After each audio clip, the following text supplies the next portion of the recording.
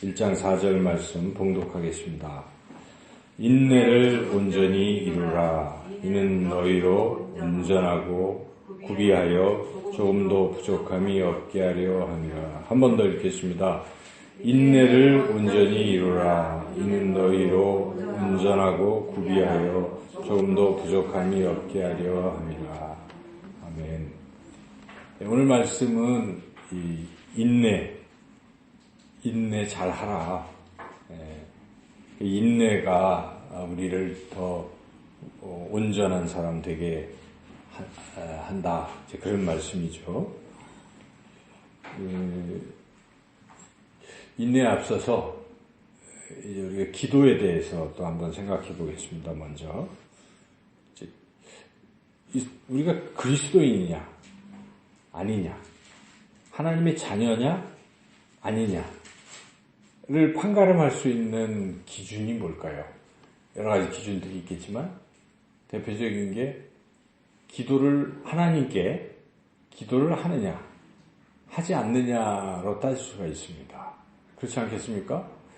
예를 들어서 어떤 사람이 자기 부모님의 자식이냐 아니냐, 그걸 어떻게 알 수가 있습니까? 그 사람이 딱 갔는데 여러 아이들이 있어요.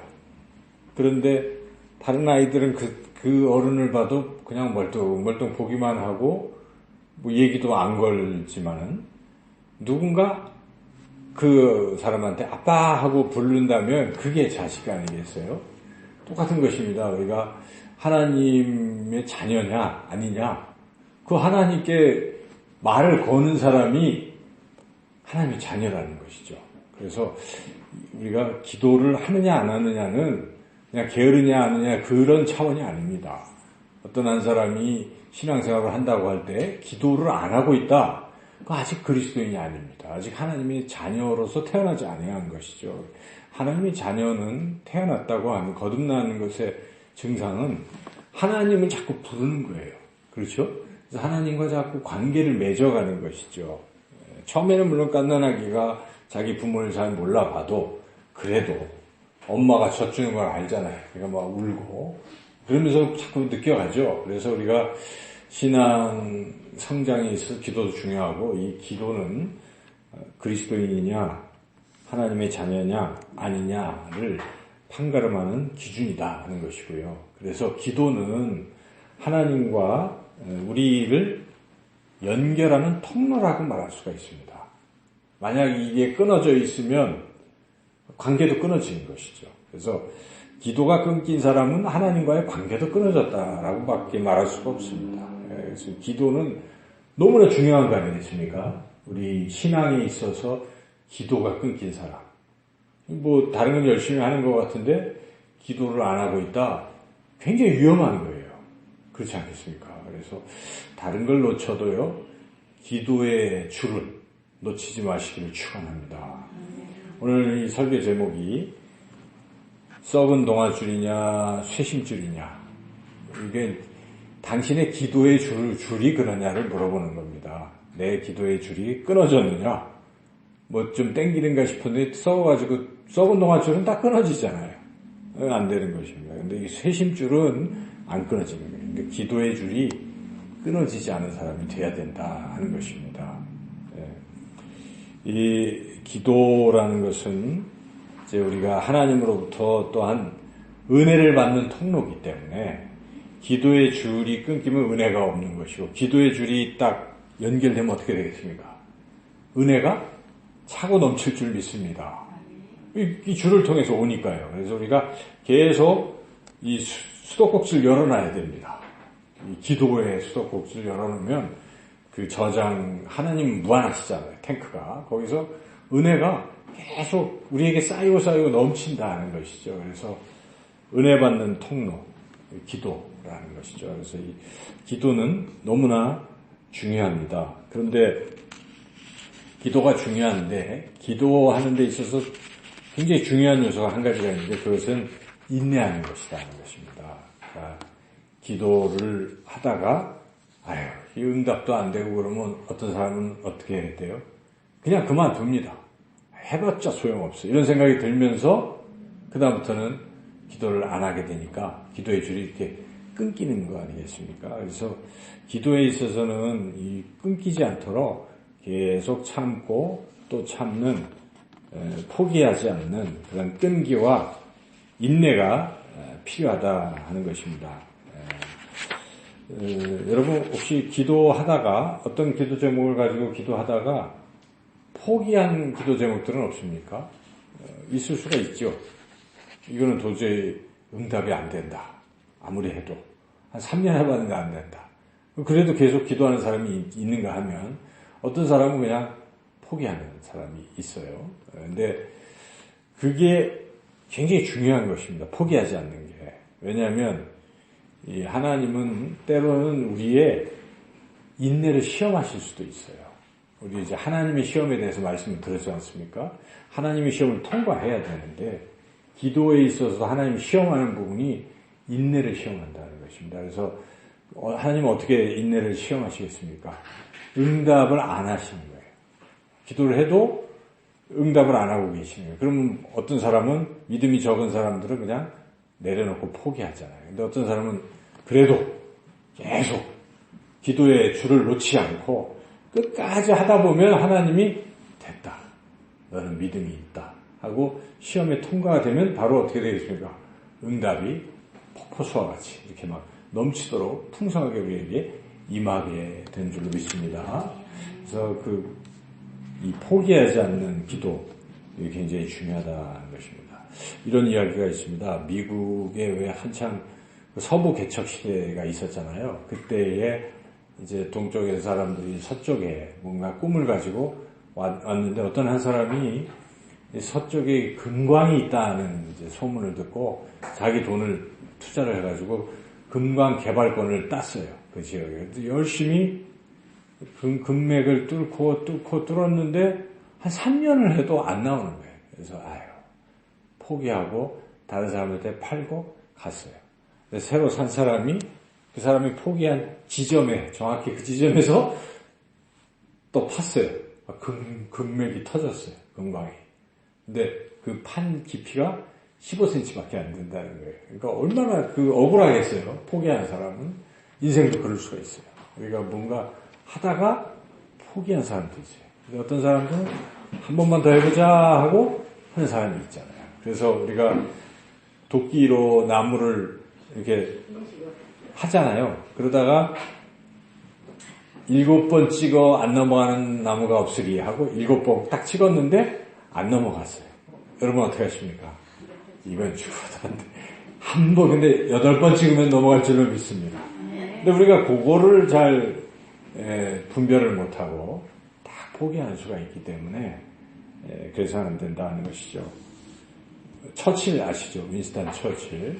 윈스턴 처칠이 이 영국의 수상이었는데 그때 한참 독일군이 막 히틀러가 힘이 셌었잖아요. 그래서 영국도 이제 점령하려고 계속 폭격을 가하고 뭐 이래가지고 거의 이제 영국이 어려워졌어요. 많은 것들이 끊기고 그래서 식량도 끊기고 뭐 이런 상황에 처칠이 라디오 방송을 통해서 우리가 이 전쟁에서 이기려면 이기는 방법은 3가지밖에 없다.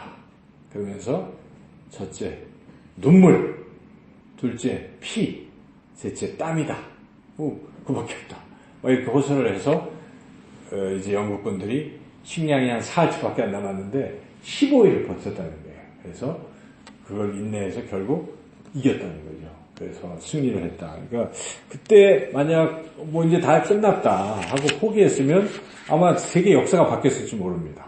그렇지 않겠습니까? 독일이 점령하고 이러다 보면 미국이나 이런 소련 이런 것이 무색해질 수가 있고 그래서 그때 그 처칠의 끝까지 포기하지 않는 그것 때문에 오늘날 영국이 건재할 수 있었다 하는 것이죠. 그 윈스턴 처칠이 삶 자체가 포기하지 않는 삶이라는 것입니다. 그래서 그는 공부를 잘 못해가지고 그 영어 하는 그 국어죠. 국어가 낙제점을 받고 형편없는데 나중에 자기 회고록을 써서 노벨 문학상을 받았다.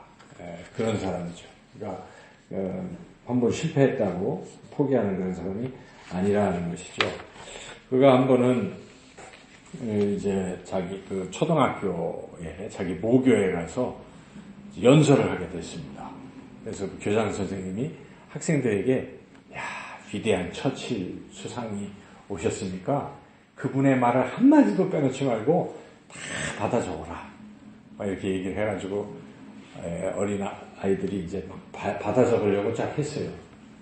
근데 지팡이를 짚고 처칠이 나타나서 뭐라고 얘기했습니까? never give up. never. 요것만 하고 딱 내려갔다는 것이죠. 적을 것도 없는 것입니다. 근데 그 연설이 참 위대한 연설입니다. 포기하지 마라. 우리 아까 don't give up 했잖아요. 포기하지 마라. 결코. 유명한 명연설로 남았습니다. 그러니까 포기하지 않는 것은 우리 인생사에서 굉장히 중요한 것인데 기도에 있어서도 결코 포기하지 말아야 된다 하는 것입니다. 우리 예수님께서는 기도하면 자꾸 포기하는 사람도 있어가지고 이 포기하는 사람들을 위해서 그러지 말라고 말씀을 주셨습니다. 그 말씀이 누가복음 18장에 나오죠. 비유 말씀인데 여러분 잘 아시는 비유입니다.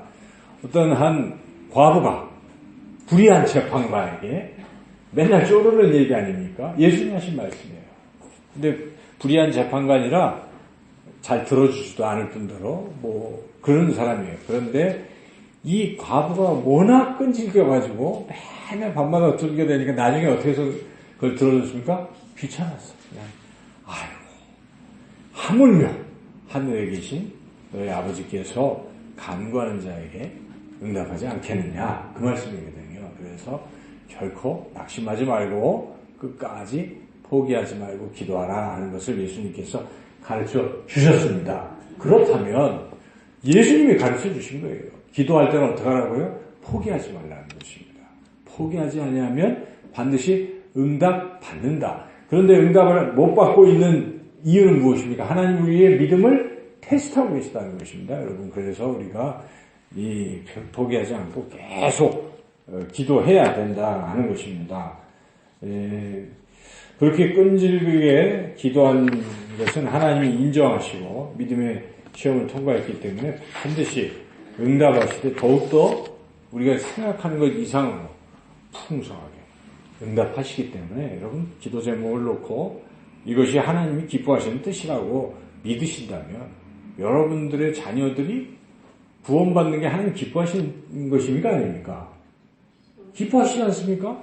그럼 포기하지 말고 지금 당장 눈앞에 안 보여도 계속 하나님 나의 이 기도의 어떤 그 인내력을 테스트하고 계시다. 믿음을 테스트하고 계시다라고 생각하시고 더욱 더 간절하게 매달려서 기도하시기를 축원합니다. 이 끈질기게 기도한 사람은 성경에 참 많이 나오죠. 우리가 지금 요새 창세기를 읽고 있는데 딱 떠오르는 사람이 아브라함입니다. 아브라함이 의인 몇 명부터 시작했습니까? 50명부터 45명? 예, 40명, 30, 20, 10. 예, 막 그렇게 계속 끈질기게 하니까 하나님이 들으셔서 결국 아브라함의 마음은 소돔과 고모라의 멸망 그것보다는 거기에 있는 조카 롯을 생각했던 것인데 하나님 들으셨잖아요. 그래서 롯을 가족을 구원하시는 것이죠. 물론 그 중에 그냥 믿음이 적은 사람들은 뒤돌아보고 소고기 좀 되고 했지만은 여하튼 그 아브라함은 그렇게 끈질기게 기도해서 결국 응답받았습니다. 야곱은 어떻습니까? 최근에 야곱이 야복강가에서 뭐하고 있어요? 환도뼈가 부러져도 그죠? 허벅지 그 관절뼈가 부러져도 그냥 천사 붙잡고 계속 치료받듯 기도했다는 것입니다. 그런 끈질긴 기도에 그 야곱이 참 인격도 안 좋고 그렇지만 하나님 뭘 보시는 거예요?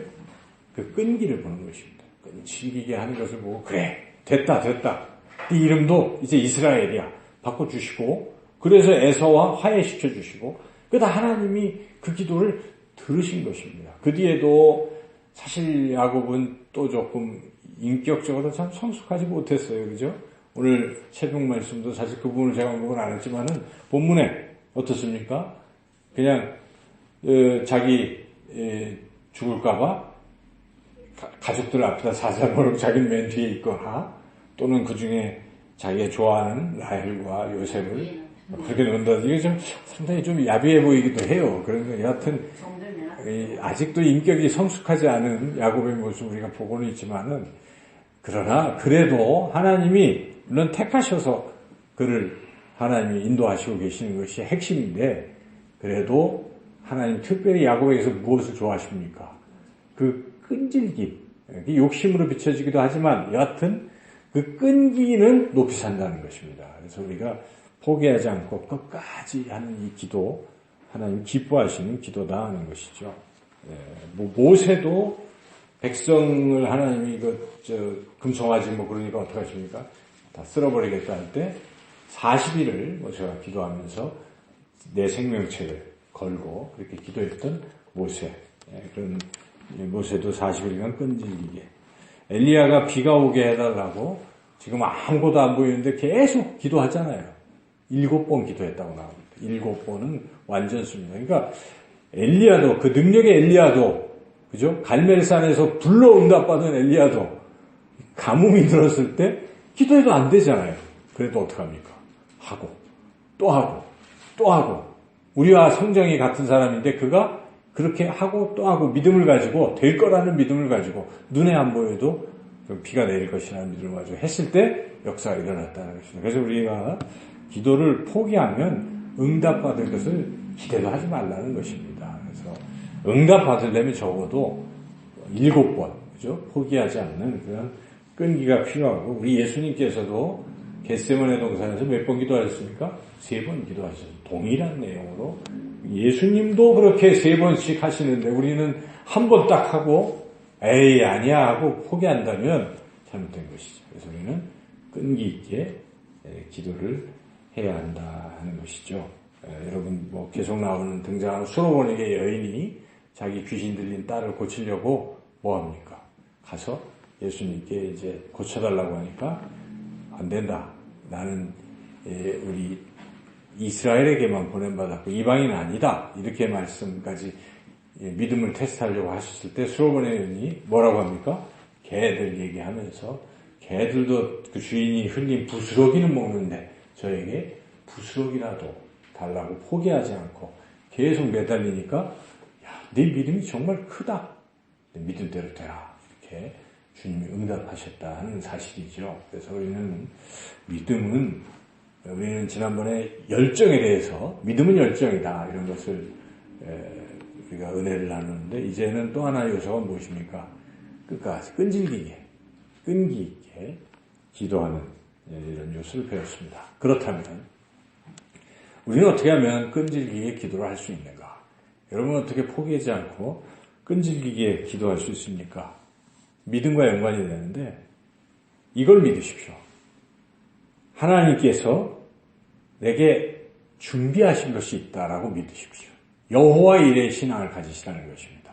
우리는 아브라함이 자기 이삭 아들을 바쳐라는 명령을 받고 바치면서도 어떤 믿음이 있었습니까? 하나님이 살려주실 것이고 또 이 번제물을 하나님이 미리 준비하실 것이다 하는 그런 믿음이 있지 않았습니까? 여호와 일에. 그런 믿음이 우리에게 필요한 것입니다. 우리 인생에서도 하나님께서 우리를 위해서 무엇인가 준비해 놓으신 것이 있으시다라고 여러분 믿습니까? 우리의 미래가 지금 아무것도 없어도 하나님이 우리를 위해서 그것이 의식주가 될 수도 있고 또 어떤 것이 사역이 될 수도 있고요. 다 하나님 준비해 놓고 계신 거예요. 그런데 그것을 얻는 사람이 있고 얻지 못하는 사람이 있는데 차이는 무엇입니까? 믿음과 믿음 없음의 차이예요. 그래서 여러분 그런 눈이 발달해야 돼요.